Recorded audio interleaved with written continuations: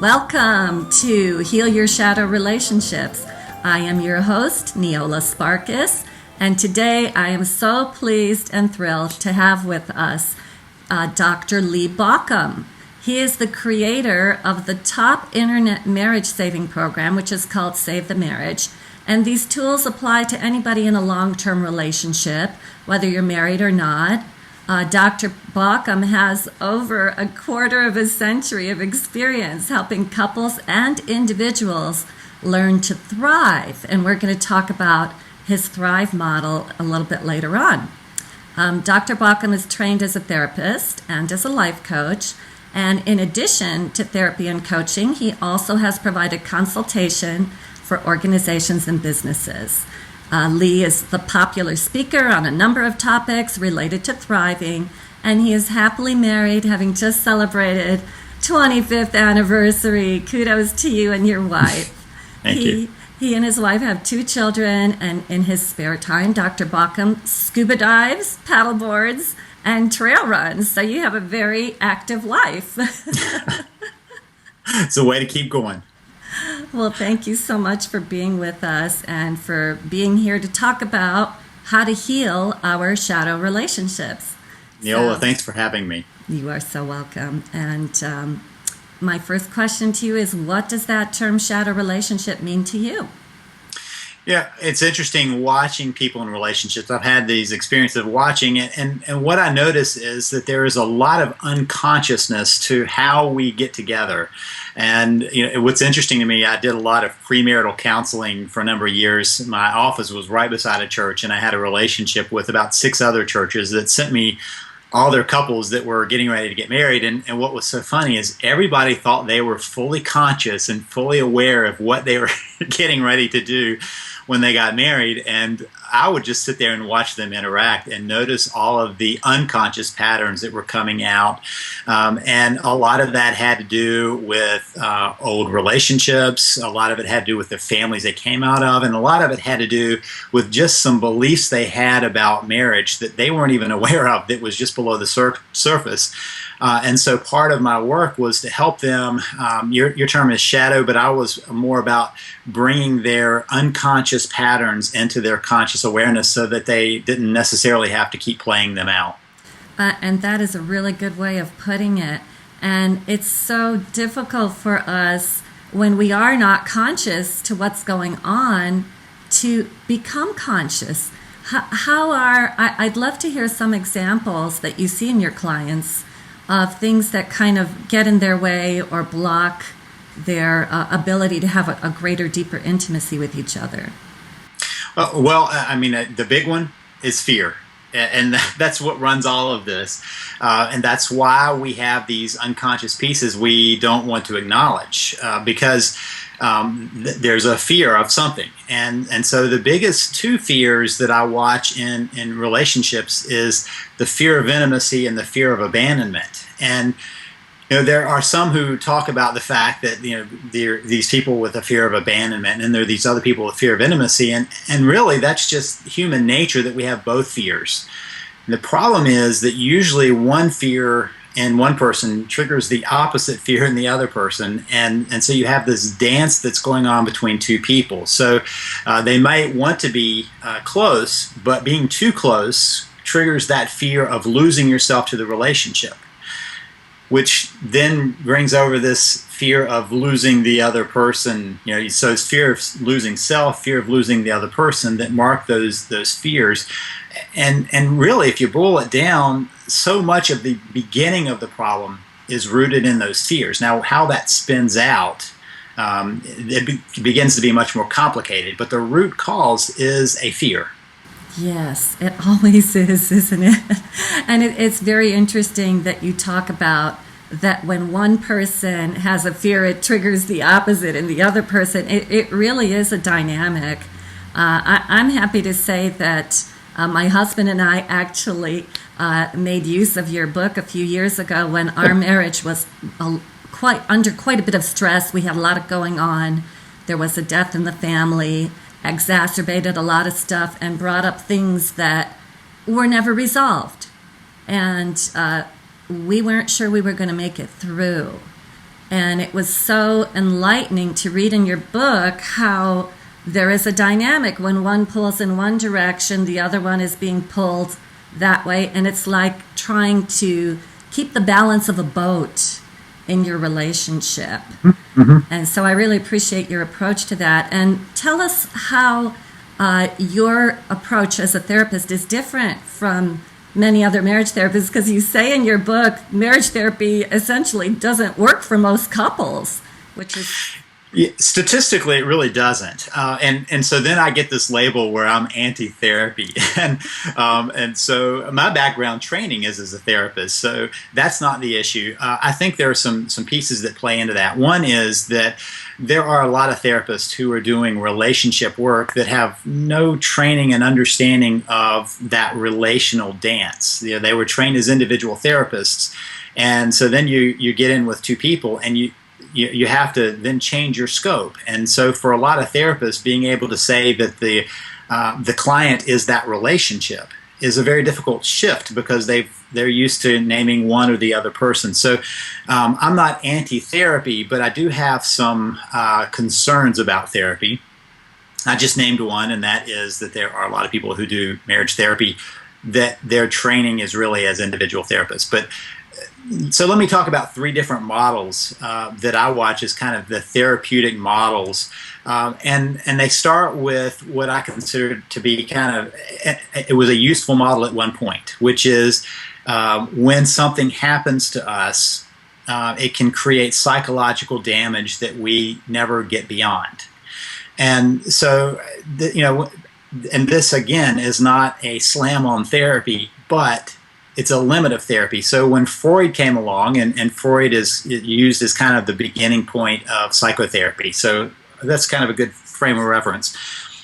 There was not a lot of understanding of how past events had created problems in the moment. And so that was a big gift to the world, to say these traumas create problems later on. So we have this damaged model that something happened to you, which is what leads to these problems. So that really works well when you're doing hindsight visions. You know, if someone comes into the office and they're having difficulties, and you talk to them and realize that there's something that happened back there that caused it, that can be a useful model. The problem is that therapy has taken that model and gone the other way. You know, if something happens to you, then you're going to have these issues. And so that began to be a prevalence of, you're damaged, so let's kind of get you a little better. And one of my favorite quotes of Freud, maybe it was a bad day for Freud, but the quote that cracks me up is, he says that the task of psychotherapy is to move from neurosis to common, ordinary, everyday unhappiness. You know, that was not a big shift that's going to happen there. At least you're not neurotic. That was the thinking of the current day in Austria at that time. What can we say? Yeah. Let's just get to unhappy. We'll be happy there. You know, that's what we aim for. And unfortunately, I think that has permeated a lot of how therapy happens. And so I watch people get trapped in a cycle of therapy. And part of my clients were coming in because they had been to therapy before, and they understood perfectly why they were the way they were, and they still were the way they were. You know, and so the knowledge of that hadn't shifted anything. And so then there is a new body that kind of came out at the beginning of my career about resilience. And the idea is that, okay, bad things happen and that creates psychological trauma, but for some people, they learn something that helps them get back to normal, to a flat line. And that was kind of a revolutionary idea, you know, that maybe these bad things happen, but you could still be okay. You could get to normal. And so that's what kind of birthed the whole positive psychology thing, is that there were these ideas of how you build in the resilience. That was great stuff. Yeah, definitely a much healthier model at that. It was much better because we could get to normal. Yeah. You don't have to stay unhappy. you don't have to stay at the negative. You know, and so if I think of kind of like the numbers, you know, the scale of numbers, the resilience is getting to zero. And that damaged way of doing therapy is being in the negative numbers. And so then not just me, but my model is that there's a way of taking whatever happens to you and learning from it and growing into a higher level. So whatever struggle happens, you're moving up. Mm-hmm. As I watch kind of the world, human nature, and nature, that's really how things happen anyway. One of the examples I often use is the difference in those is, let's say I want to get in shape. I could sit on the couch and go, well, I'm just not meant for this. I'm just going to sit here and go to pot and kind of be in a damaged level. Or I might say, well, I guess I can push against this a little bit and be okay. But when we want to get into shape, what do? We challenge our body and respond to the challenge. Mm-hmm. And when a child is growing up and a child is trying to get to the new stage, what do? They master the skills and they keep going up. Right. And so that's just how we're built. So my idea is that no matter what's coming at you, there is a way to grow and learn from it. Mm-hmm. And so then there's another piece I have to add, because I always get this. So people say, oh, so what you're saying is those things aren't going to hurt you. Yes, they do hurt. Mm-hmm. So let's use your example. You and your husband were having a tough time. Mm-hmm. That hurts. There's no way around it. You could either say, well, this is just the way we are, so let's just limp along. Or you could say, well, let's see if we can get back to that old place we were before. Or you could say, there's some things we need to learn about each other, about ourselves, and that will let us take the relationship up into the positives. And so it's not that it doesn't hurt, it's that you move beyond that and you don't get stuck in the hurt, and you don't just try to get to kind of ground level. You decide you can build past no matter what's happened. Well, that's exactly what I love about the advice that you give, because if I can summarize pretty much what you said there, the early therapeutic model was you're damaged goods, and we're just going to help you stay a little less damaged. And then there was a beautiful growth period, maybe in the 60s, 70s, somewhere in there, where you may have been damaged goods, but you can actually get to a point where you feel good in your life in spite of it, and live with it and learn to accept it, or whatever it is. And now the new, or your way of thinking, and so many other therapists, and I have to include myself as a spiritual counselor, I totally agree with that the things that life brings you, the challenges, are your opportunities to grow beyond, to get stronger, to be in command of your life and shape it into that which you desire. And who wouldn't want that? And I think that's a really beautiful model, and I that's why I love your advice, and I love that you're so different from other therapists in that way. Thanks. So I totally appreciate that. Your book, Save the Marriage, is like one of the top ebooks on the whole internet about the marriage saving system. So you must feel good about that. Yeah, it's a bit of a surprise to me, actually. When I wrote that 10 years ago, and if you remember, I keep saying 10 years, but it's actually been 15 years ago now. My wife keeps reminding me that the time keeps moving forward. So about 15 years ago, I wrote the book. Now, 15 years ago on the internet, which is what, eons ago on the internet, we were back in the prehistoric days of the internet. There was ebook nobody knew. Mm-hmm. And so I wrote the book, and I was talking with somebody who was a few steps ahead of me, who said, hey, why don't you do it as an ebook? And I said, while I'm waiting for a publisher to come along, I think I'll do that. And so I did that, and over time developed it into not just the ebook, but a whole system of material. And so what's interesting is that the material, I keep revising pieces to, as I learn new things, I bring that in, but it's just as applicable. Relationships still stay the same year after year, and So it does surprise me a bit. There's a piece of me that always feels, as a therapist, as a coach, or even as kind of a self-help writer, that what you're always trying to do is put yourself out of business. You're trying to get everybody okay, and then you're done, and that's just not going to happen. So yes, it's a pleasant surprise that it's continued the way it has. Well, human nature being what it is, yeah, we'll all have problems. One of the reasons that I chose to go into relationships is because it's just the most important part of our lives. And it boils down to your relationship with yourself, and that's what helps you to have a good relationship with a partner. Relationships extend to our friends, our family, our coworkers. So you don't have to be married to benefit from what Lee is talking about in his book. It applies to any kind of a relationship anywhere. And it's really great to be aware of these dynamics. Do you actually ever counsel single people who are dating or looking for relationships, or do you stick with couples? Or right now I'm pretty limited because I have my hand on lots of projects. But when I do coaching, I do coach with a number of people, different backgrounds, some married, some recently unmarried, some single.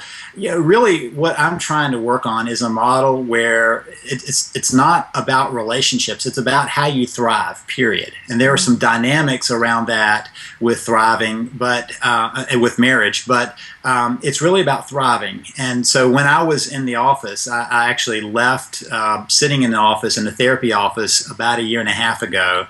And so the coaching I do now is virtual, and work by phone, by Skype, by email, and for the most part have my team do that. I have a team of relationship coaches that do a lot of the direct coaching.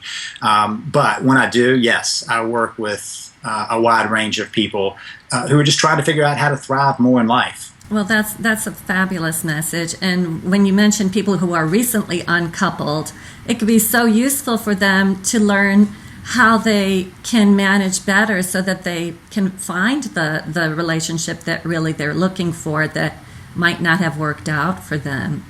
So I was wondering if you could give us a few examples from some clients of ways in which their shadow aspect might have gotten in the way of creating a satisfying love relationship with each other. Maybe some of those people who have gone through an uncoupling, and what could they have done to become aware of that shadow aspect?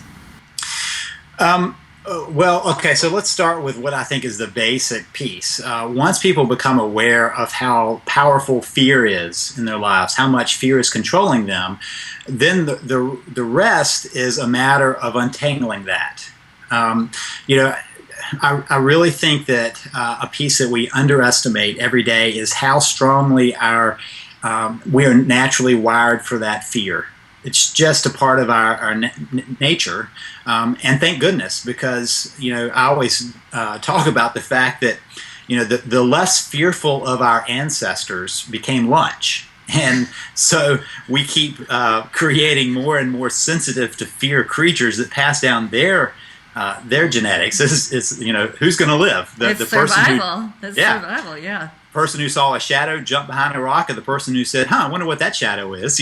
Right. So that continues to keep us caught.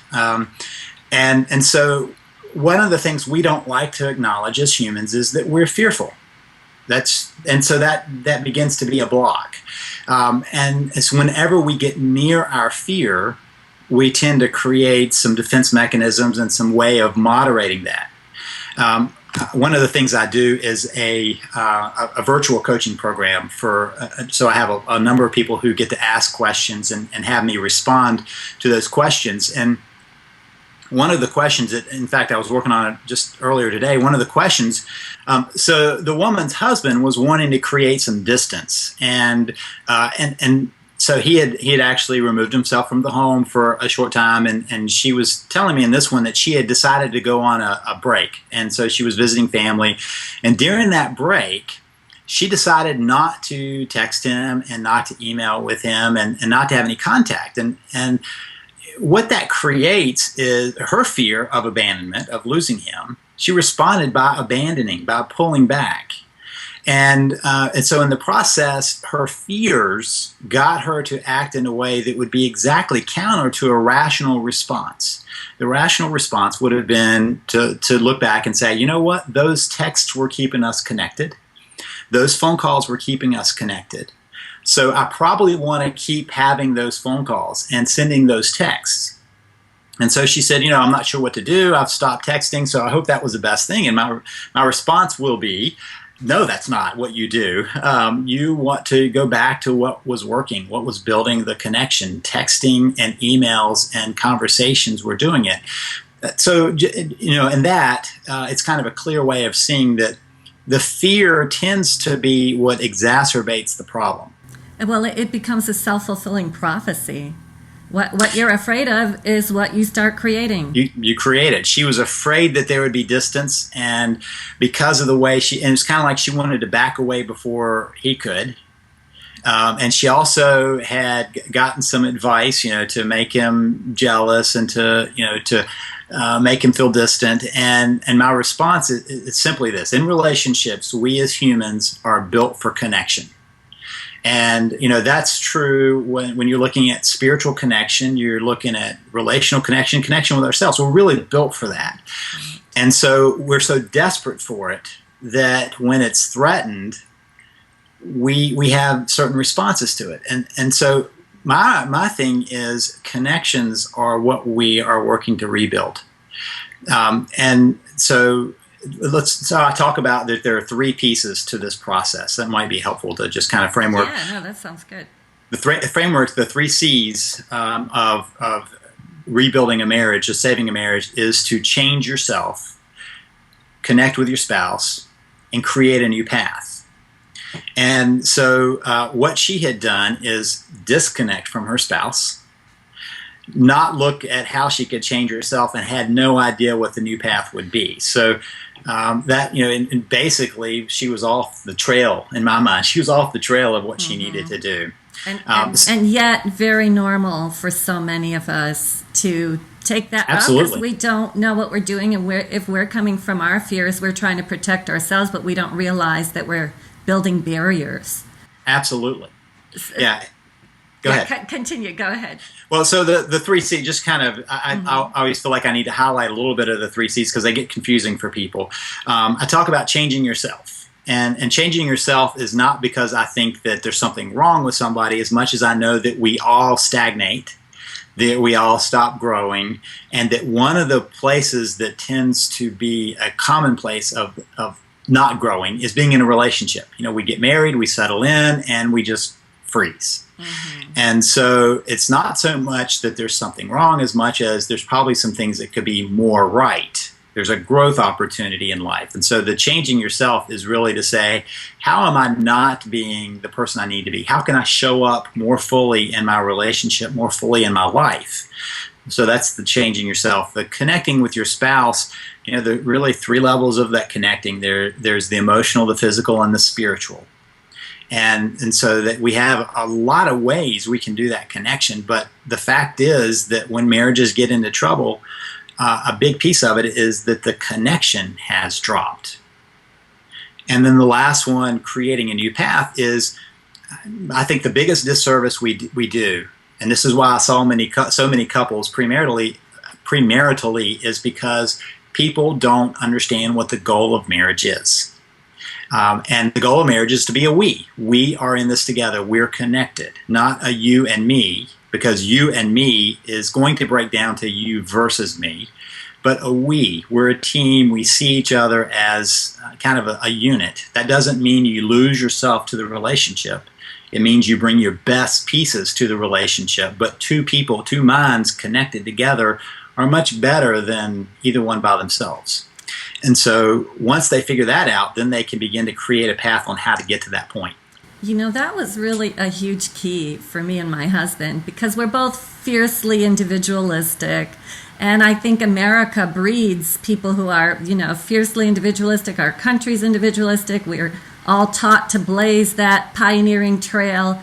And the piece that you gave us was, when we make decisions, which decision is going to benefit the we, as opposed to it's going to benefit me. No, I want it to benefit me. Okay, now we have to negotiate who gets the benefit. No, what's going to make it better for the we, for the connection, the marriage. So thank you so much for those 3 C's. I mean, I was going to ask you, how do we go about changing ourselves? Because sometimes it's not easy for us to know what to change or how to change. You know that you need a change, and I suppose that's where the support comes in. Yeah, well, and so let's talk a little bit about that, though. I think there are some ways. One of the places that this is going to be a little bit dangerous, so I'm going to unpack a little bit. But a place to figure out what you need to change is to listen to what your spouse has been saying to you. And so obvious. Yeah, I mean, who else cares as much about who you are and what's happening? Your friends can always go, "Hey, I'm behind you. Whatever you decide, pat you on the back." But a spouse has to be real with you. Hopefully, has to be real with you because they're stuck with you. Without some difficulties. And so a lot of times that's very honest feedback. At least it was until the relationship is so contaminated that they're just pissed off. And then you have to kind of say, okay, what is the thing that I keep hearing year after year that I'm not changing, but my spouse keeps pointing out to me? Right. And instead of going, that's my spouse's problem, to be able to say, maybe that is some feedback for me. And so I always get people to sit down and make a list of those recurring themes that they've heard from their spouse, not one time, but that have come back, and that usually gives them a good number already. And then to step back and say, what are the pieces that I find true at work, with friends, elsewhere, that I really know I'm playing it short? I'm really big about this whole showing up for life thing, that, when we are not fully engaged in life, we're not growing, we know it, we just kind of shove it aside. And so this is a chance to sit down and say, okay, this is my honest with myself piece. Let me come up with a list of things, and then to choose 1, 2, 3, no more than 4 things to focus on. Yeah. So that's the process, because what I realize is when you start pulling a thread, all the threads are connected. So if you're starting to change one area, it starts changing other areas. I always talk about the fact it's been, I guess, 12 years ago, and I was diagnosed with what they thought was going to be a life-threatening illness. And so, and I obviously I recovered, but it was a scary time for us. And at the end of that, one of my realizations was that I was overweight, out of shape, and eating poorly. And I'll tell you, the discovery of that was actually, you talked about me scuba diving. I wanted to scuba dive for years, and the illness came along, and I thought, I'm never going to be able to do that. That's the end of that. I never learned to. And so my wife gave me scuba diving lessons for my birthday, and so the first day was a swim test. And so at the end of the swim test, I pulled myself out of the pool, and I looked up at the instructor, and I said, man, I get this, and went to the gym the next day. So there was a little wake-up call that came along that kind of finally got through my ignore this piece. And so I started exercising. So that was change one thing. Yes. And then after I would exercise, I would look at my plate I was about to eat and go, am I really going to mess up everything I just did at the gym with what I'm about to put in my body? So I changed my eating habits. And then I went, if I'm exercising and I'm eating well, maybe I need to look at how I'm resting. And so I changed my sleeping habits. Maybe I also need to look at how I'm putting stress on my body. So I changed how I dealt with stress. And so one little place mushroomed. It's all connected. And the interesting thing is that what I don't want to miss out of this, because here's that spiritual piece too, is we're all connected too. And so I started exercising and started running, started riding a bike. And a friend saw that, I was riding a bike, and he was like, I used to ride a bike. I'd like to do that. So he started doing that. And another friend said, I used to run. I think I'm going to run. And so as I started counting how many people had begun to exercise, begun to eat differently, begun to take care of themselves because of something that happened in my life, you notice that when you change yourself, there is a network that creates. And it doesn't matter what you choose to work on. So you can make your list of what to work on, choose 1, 2, 3, no more than 4, because you just can't keep all that up. It begins to take over your life in different ways, along with those around you.